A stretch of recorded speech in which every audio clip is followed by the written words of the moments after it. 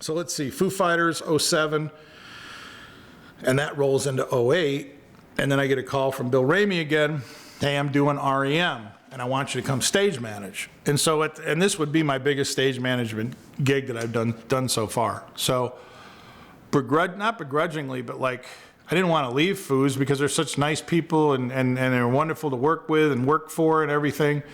But I was like, look, this is a chance for me to, you know, progress and whatnot. So I left, and I remember like the last night I was there, you know, Grohl said to me, he goes, hey man, you know, your family, you always got a place to come back to if you need to, you know, and not that he probably doesn't even remember it, and that's fine, right? Because I've since talked to Pat Smear, who didn't play guitar in the band on the first tour I did and played it on the second, and I'd always see him before he went on and talked to him, and like I saw him in New Orleans last year, right? And he was like, he didn't even remember me. So whatever, it was I don't know, made me realize, you know what, you remember it, that doesn't mean everybody remembers it, right? So whatever. But I mean, all those guys, just sweethearts. So I go to REM, you know, and I'm stage managing. Jesus, this is great. So we do production rehearsals up in Vancouver where we started.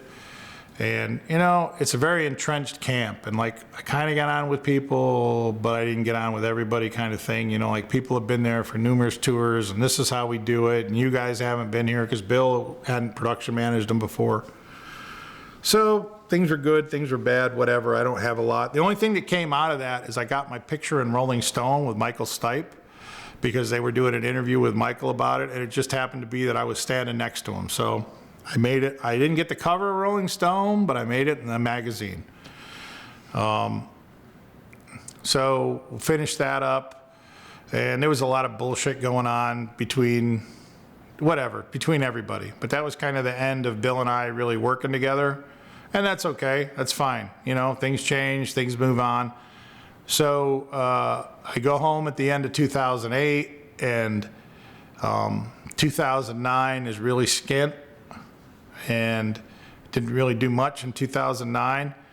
Had some local work with a buddy of mine who's got like a lighting and sound and video company, does like local stuff, regional stuff in New York and New England and whatnot. So I did some work with him, and 2010 did some work with him, and then Chris Roberts called me up again. He's production managing Tool. This is 2010. And he's like, hey, I need you to come out and be my carp, right? So I went out and I did 6 weeks. The guitar player is very adamant about like the soft goods we have. He wants them stretched like tight, right? So you can like bounce a quarter. It's like the quarter bounce on the bed. You make your bed military proper, right?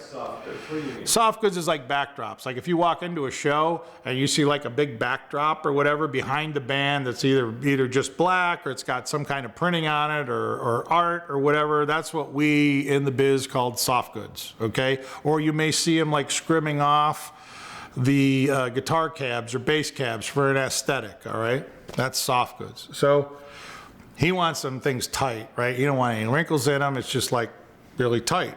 So that was okay, but the problem was that we had a kabuki that covered everything. Now what a kabuki is I don't know where the word came from. Sounds Japanese to me. I could be wrong. But it basically hides either the band or the soft goods or whatever. So the band would be however many minutes into the show before we drop the kabuki to reveal the soft goods behind it. Well, it's not just the actual soft goods he wants tight, he wants the kabuki tight too. Now the way the kabuki works is in the truss, you have these things called solenoids, right? And what a solenoid is it's just basically, you send an electronic pulse to it, a command, and it basically opens or closes this pin, right? So, I don't know, we had 12 of them there, and we would hang the kabuki off these pins. So when it was time to reveal, you push the button, the solenoids open, the kabuki drops. But because of the way it's put together, nothing's like tied tight to the truss on the top. So it didn't matter how much you stretch the bottom, once you get up to where it's hung on the truss, it's wrinkly as hell, right? So I came up with this idea. I'm like, well, look, the only way we're going to do this is if we can attach the kabuki to the truss somehow or a pipe. So if I do that, then we have to drop the whole pipe. So what I did was I got like 80 feet of PVC pipe, all right? and I put Velcro on it, and I Velcroed the top of the kabuki to it, and then I hung that pipe off of the solenoids. So now we can stretch the shit out of it. It's tight at the top, it's tight at the bottom, and everybody's happy. But now you got to drop this whole PVC pipe, and it's not like that it didn't weigh that much, right? But like still, it's definitely something that God forbid it falls on somebody, right? So what I did is so it wouldn't like do this and yaw out on the sides, I made guy wires, right?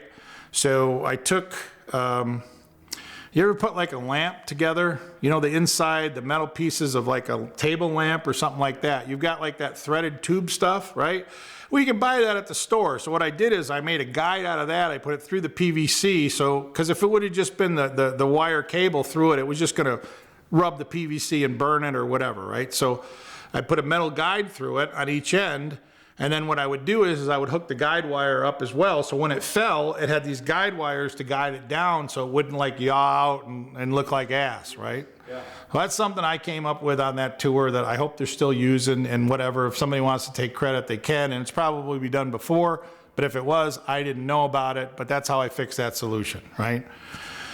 So then we go directly with Chris Roberts. So now he's going to go and production manage Creed, because Creed had gotten back together to do a summer run.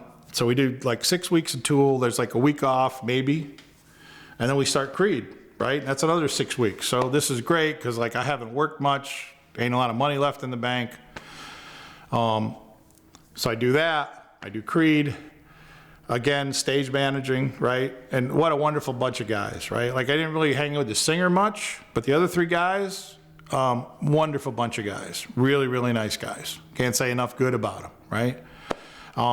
Playing sheds, so it was easy in, easy out, right? We like sheds also because like you basically open up what would be the upstage wall, which is a door, and your trucks are right there on a loading dock. So you just basically push the gear off the trucks, onto the stage, and then vice versa, right? So sheds are, God bless them, right? From my business and my point of view, they're so easy to do.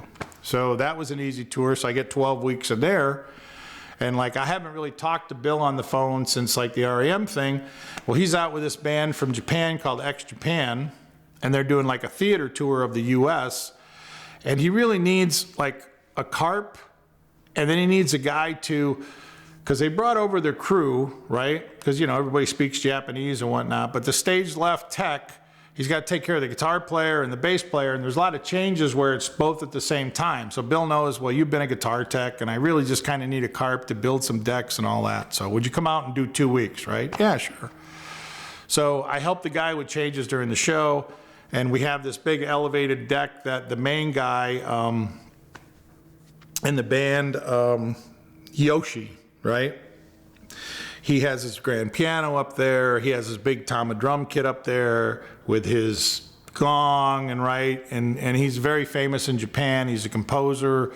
Like, you ever hear the Hello Kitty dolls? Right? Well, they did a Yoshi doll, which is like unheard of. I think the only other person they did a doll for was Gene Simmons, right? So like, he's a big deal, right? And X Japan is, like in Japan, they do like 10 nights at the Tokyo Dome, right? They're huge, massive, right? But in the US, not as much, right? So I come out and I do that, and that's cool, and I get another few weeks work out of that, and that kind of finishes off 2010, all right? And at the end of 2010 and into the beginning of 2011, I am doing a ton of work for my buddy Bruce, right? Like, I mean, you know, his busy season is like when, you know, high school graduations, college graduations and what, like we do like 20 days at a time, right? So if you weren't working in the shop, you're out doing a gig. Like there would be 20 days and maybe get a day off. And I mean, whatever. Work is good, right? You're getting paid. So thanks to Bruce. And then I get called to do, what was it? Oh no, I'm leaving a tour out. So go back to 2010. Before I did the thing with Tool, right? I did this thing called Bamboozle, right? It was like Good Charlotte, 311 eventually came out on it. A bunch of bands I've never heard of, right? It was like this like outdoor, we're playing sheds and right now. And that was in, I want to say, the beginning of 2010. Like I did that, then I did Tool, and then I did Creed, right? Yeah, I think it was that, right? So I left one out. So I came out and I was just the production manager for stage manager for the production. I didn't work for any of the bands. I got paid by production. I was just out there to make sure the show ran on time, everybody gets in, gets out, gets their stuff. And I ended up leaving early on that to go do Tool. Like I did the run that started on the East Coast and got to the West Coast, and then my buddy Val Jean came in. Unfortunately, he's gone as well. He took the run from there back east, but it didn't sell very well. We kind of stiffed hard, to be honest with you, right? But that's where I got to meet and work with a guy named Bob, who used to play drums in My Chemical Romance, and who's a wonderful human being and currently works in like animal rescue now. He kind of like gave up all that stuff to take care of animals and rescue animals with his, well, at the time, I think his girlfriend, maybe his wife now. I don't know. I don't know any about that personal stuff, but God bless you, Bob. And I'm not going to tell your Neil Peart story you told me, because that's a story for you to tell. So there was that. So now we're into 2011. I'm working for Bruce. I get a call to go out, and again from Chris Roberts, because he's production manager on, I need you to come out and stage manage and carp this Perfect Circle thing I'm doing, right? Okay, no problem. And you know, we're doing like theaters, some sheds. It's doing pretty good business, right? So before this happens, I get a call from the tour manager of the Peppers, like, you know, because I haven't worked for the Peppers since '08, and now it's 2011. It's been a few years, and I know that like the one guitar player left and another guitar player came in, but whatever. So I get this call out of the blue, like, I want you to come back and work with the Peppers. Great. So I do this Perfect Circle thing, and I'm like, look, at some point I have to leave because I have to go start the Peppers again. So that would be 2011. So I think it was August, beginning of August 2011. So I leave and I start that. And I mean, there's a whole bunch of stuff there, but I don't really want to get into it, right? So I do the Peppers solid from 2011 into 2012. At the end of, was it 2012?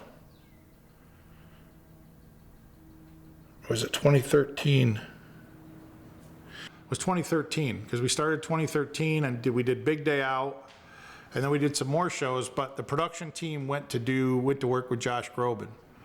And the Peppers were doing some like show here, show there kind of thing, right? So the main production team went to do Groban, and I kind of stayed and I worked with another gentleman, and we did these shows. And then at the end of 13, I went and joined the production team on Josh Groban and did a Josh Groban tour in the US from like the end of 2013. And then did beginning of 14 some Pepper stuff. Did the Super Bowl with Bruno Mars. That was cool. Hadn't done the Super Bowl ever, so that was kind of a. You know, it's funny you say that, because that was my mom's. We sat right here on that couch and watched the Bruno Mars thing. Really? And my mom loved it. That's fantastic. Super Bowl. That's fantastic. Yeah, that's great. Well, God bless. And it tears me out. Just No, fair enough. I'm going to start crying because having known your mom for all these years, right? That's such a great memory. Wow. That's such a great memory, man. Damn.